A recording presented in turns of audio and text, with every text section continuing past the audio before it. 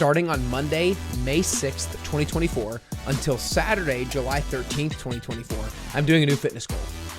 My last 10 weeks, I was working on putting on muscle mass. This 10 weeks, my goal is to lose body fat. My goal is to go from 11.8% body fat to 9% body fat in 10 weeks. And today I want to break down how I'm going about the goal setting process, the specific training techniques I'm following, and what I'm going to be eating. Before we dive in, if you're listening on the Apple Podcasts app or on Spotify, make sure you hit the follow button. And if you're watching on YouTube, make sure you hit like and subscribe.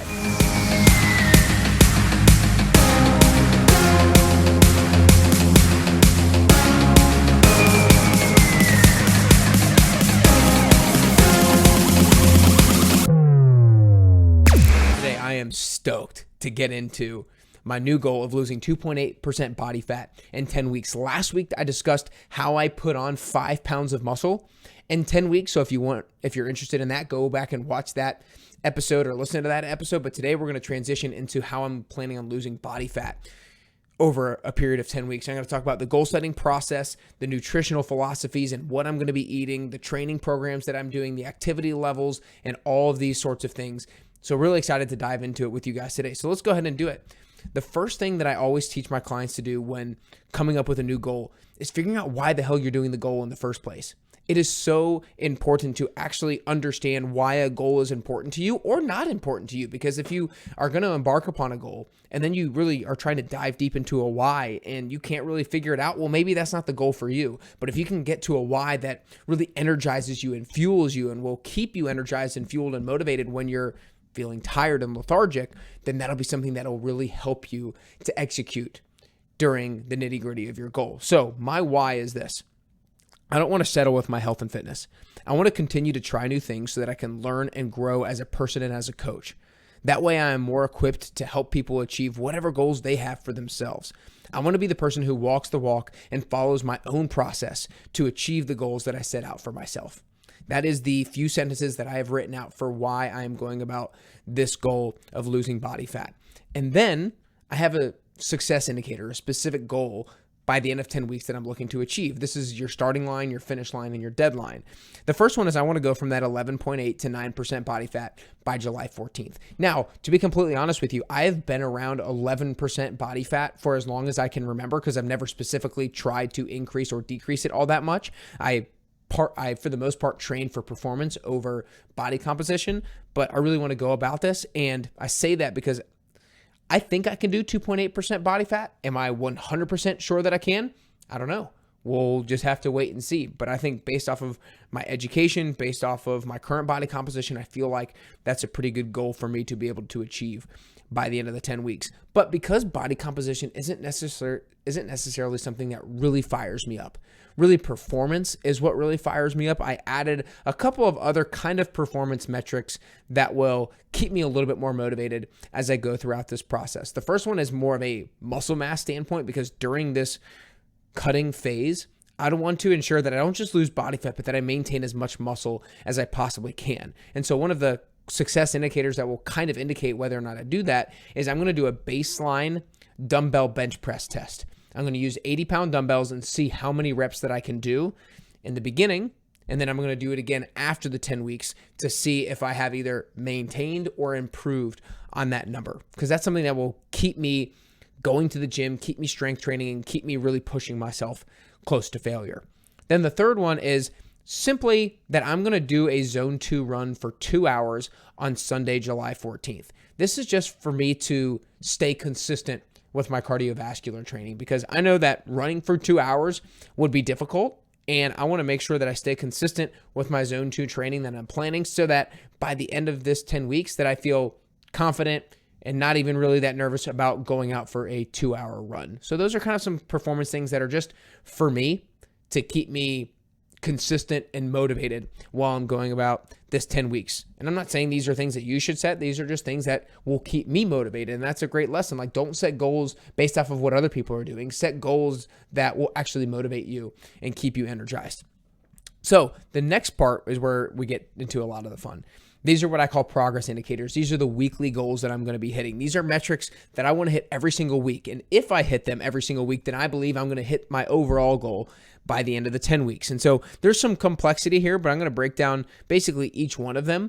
The first one is I'm going to be strength training at least 4 times a week. Maybe it's 5. Right now I'm doing a couple of lower body days a week. I'm doing an upper body push and upper body pull, and then a full upper body day as well. I might be transitioning to just 4 lifts rather than 5 sometime soon. We'll just kind of have to see how I play with my schedule, but I want to make sure I do strength training at least 4 times a week. Then I'm going to do 2 zone 2 runs. Zone 2 meaning I'm going to keep my heart rate in about a 70 to 85% of my max heart rate, which is at a conversational pace, at a pace that I can run at. And I can carry on a conversation, but I don't really want to because I am finding myself out of breath. The third one is I want to do 1 VO2 max workout. So these are kind of getting a little bit into performance, but these are things that I really want to do and I'm fired up to do right now. I'm energized to do right now. And by VO2 max workout, this means where I'm really going to get my heart rate elevated, and then I'm going to let it recover. And then I'm going to really get my heart rate elevated, and then I'm going to recover. And I want 1 workout a week that is going to be like that.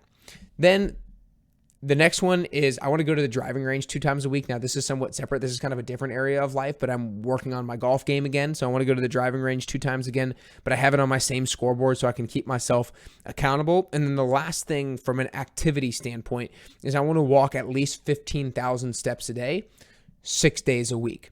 When we think about activity levels, we're really thinking about the energy output standpoint of your NEAT. So your metabolic rate is determined by your basal metabolic rate, how many calories you burn at rest, your NEAT, which is your non-exercise activity thermogenesis, your EAT, your exercise activity thermogenesis, and then your thermic effect of food. And your NEAT, your non-exercise activity thermogenesis, is basically your activity levels throughout the day. Are you fidgeting a lot? Are you moving your arms up and down? Are you going up a lot of flights of stairs? Are you parking in the back of parking lots? Are you going on any walks? It's things like that that can really help you actually burn more calories if you do those types of things every single day. And so I want to have at least 15,000 steps a day, 6 days a week. Now, the reason this is my training plan is a few things. Strength training, 1, I want to make sure I maintain my muscle as much as possible and maybe even still get stronger. The cardio stuff is really to make sure that my activity levels are high. It's hard to get to 15,000 steps a day if I don't go on a run. And so I want some of these days to be really easy to hit 15,000 steps a day. And then that zone 2 training is meant to burn body fat. And my VO2 max training is meant for really ensuring that I can perform at high levels and be okay with having my heart rate nice and high. And so this good mix of at least 4 strength training days, 4 or 5, and then maybe 2 or 3 cardio days is going to be really good at helping me maintain muscle and burn fat. But again, it's not that strength training builds muscle and cardio burns fat. That is not what I'm saying here whatsoever. It's just that when you go on runs, you are therefore more active. Therefore, you are burning more calories. But you can't just burn calories for the sake of burning calories, because then you might be wasting away some muscle. And so muscle is super, super important in this whole process of burning body fat, because if I'm losing muscle, then my metabolic rate's going to be lower. Therefore, it's going to be harder for me to burn fat, etc. So this balance is really important for me. So that's from a training standpoint and a nutrition, or from a training standpoint and an activity standpoint. Let's dive into nutrition. I am following a specific diet plan that is keeping me in a calorie deficit on a daily basis. And basically, there's 3 things that are main components of this plan. Number 1 is to consume at least 170 grams of protein 5 days a week, which is 1 gram per pound of my body weight. The second one is to consume fiber, at least 30 grams 5 days a week.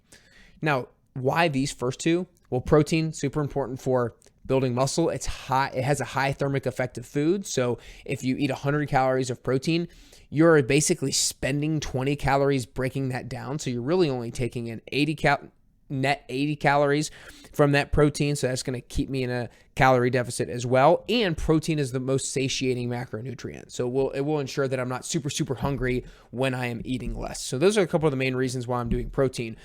The reason why I'm doing fiber is somewhat similar, from the sense of it is satiating. It's going to be filling.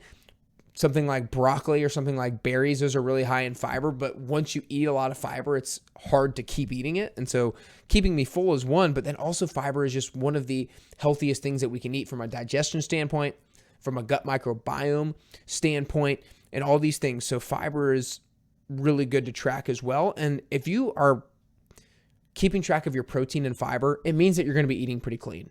If you're choosing high quality protein, there's a way to get a lot of protein in that's not high quality. But the way I'm doing it is I'm eating high quality, basically animal products, animal-based proteins. Then the last part of my nutrition plan, if you will, is to consume 5 or less alcoholic drinks per week. This is going to be hard for me. I'm not going to lie. This is going to be hard for me because I like to have a good time. I like to go out and have some drinks with my fiance. I like to go out and have drinks with friends. Luckily, there's not too terribly much that might get in my way during this 10-week time period. I am going on one bachelor trip in the middle of June that might be a week where I don't hit this 5 or less. We'll have to see. Maybe I'll save my drinks for then. We'll have to just wait and see. But I don't know exactly where I currently stand on how many alcoholic beverages I have per week. I would assume if I tracked that it would be around somewhere between 8 and 10 based off of my current consumption.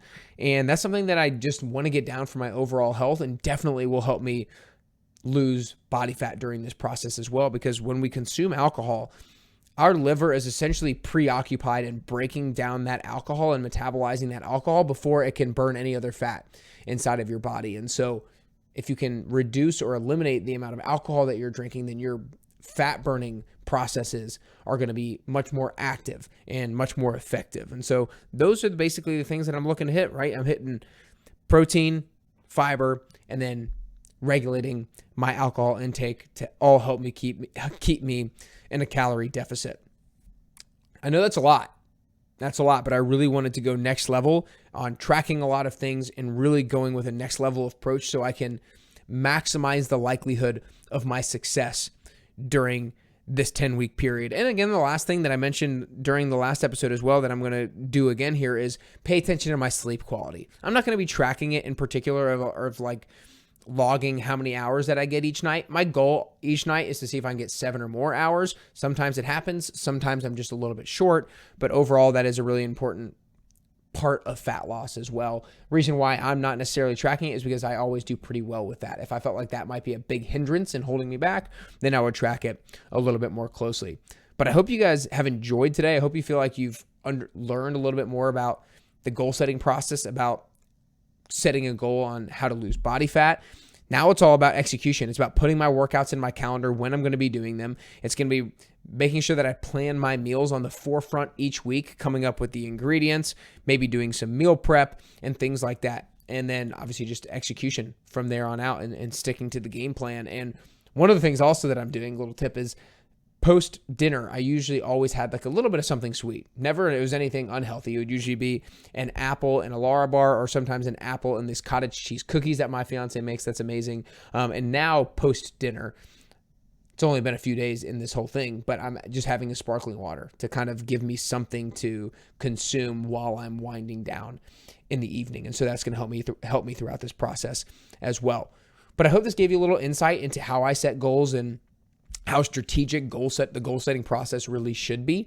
If you feel like you need this level of structure and you need this level of accountability, then you should try 1 week of this personalized program, the nickcarrier.com/free trial. You can find a link in the show notes. You can find a link in the description. If you go to nickcarrier.com/free trial, you'll learn exactly what the process is going to look like in the 10WT. You'll get 3 workouts, you'll get some recipes, and you'll learn how to form habits easier than you ever thought possible. So take a look at it today at nickcarrier.com/free trial. I would love to have you in there, and I would love to show you around and really show you what the 10WT is all about. But I hope you enjoyed today. If you did, make sure you share it with a friend or family member. If you're watching on YouTube, make sure you like and subscribe below, because I continue to drop heat. I continue to drop value for you guys so that you can get closer to the healthiest versions of yourself, and ultimately so that you can continue to get closer and closer to your best